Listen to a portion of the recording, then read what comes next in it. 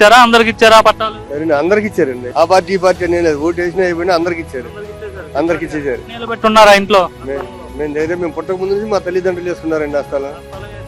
తక్కువలో ఇప్పటి వరకు ఇంతకుముందు ఎమ్మెల్యేలు కావచ్చు వాళ్ళు ఎవరు పట్టించుకోలేదు, ఎవరు ఇవ్వలేదండి. ఈ పార్టీ వచ్చిన తర్వాత ఈ ఎమ్మెల్యే గారు ఇచ్చారు మాకు.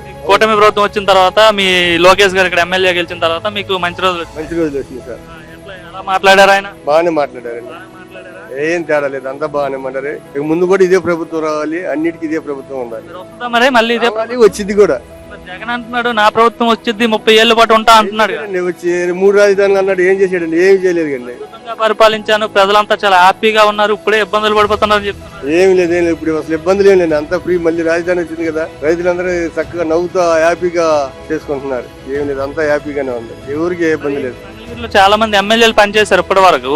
ఏ ఎమ్మెల్యే పనితీరు మీకు బాగా నచ్చింది? ఇంతవరకు ఎంత ఇదిగా, ఎంత పూర్తి బలంగా, ఎంత శక్తికి తీసుకొని చేసిన వాళ్ళు ఎవరు లేరు. నేను అక్కడే బాగా చేశాడు. అయితే చంద్రబాబు నాయుడు పరిపాలన బాగానే ఉంది. బాగానే ఉంది. మళ్ళీ కూడా ఇదే ప్రభుత్వం రావాలి, ఈ పరిపాలనే కావాలి.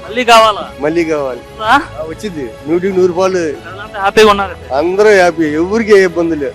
గ్యాస్ ఇస్తున్నారా? ఇసుక ఇస్తున్నారు, డబ్బులు కూడా ఎంబడి ఇచ్చేస్తున్నారు, బ్యాంకులో కూడా ఎంబడి ఇచ్చేస్తున్నారు. ఏ ఇబ్బంది లేదు, ఎవరిని ఇబ్బంది పెడుతున్నారు. రోడ్లు అన్ని వేస్తున్నారా? ఆ రోడ్లు వేసారు, తెల్లారిపాటికి పింఛన్ డబ్బులు ఇస్తున్నారు. అన్ని తెల్లారతలకి వచ్చి ఇంటికాడ పుణుకున్న లేపి ఇస్తున్నారు. ముస్లిం తెల్లారకల్లా ఇచ్చేస్తున్నారు. ఏళ్ళు ముద్ర పడిపోతే కళ్ళు చూపించి ఇస్తున్నారు. అంతా బాగానే చేస్తున్నారు, ఎవరికి ఏ ఇబ్బంది లేదు, అంతా హ్యాపీగానే ఉంది ఈ ప్రభుత్వం. ఈ ప్రభుత్వంలో ఇంతవరకు ఇబ్బంది లేదు, ఇక ముందు కూడా ఇబ్బంది రాదు.